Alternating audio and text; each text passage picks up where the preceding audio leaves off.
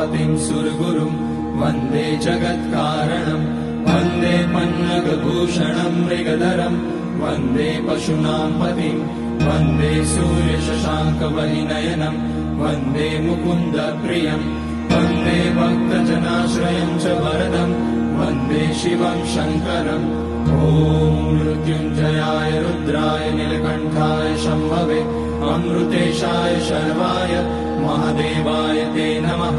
नमस्तेऽस्तु भगवन् विश्वेश्वराय महादेवाय त्र्यम्बकाय त्रिपुरान्तकाय त्रिकाग्निकालाय कालाग्निरुद्राय नीलकण्ठाय मृत्युञ्जयाय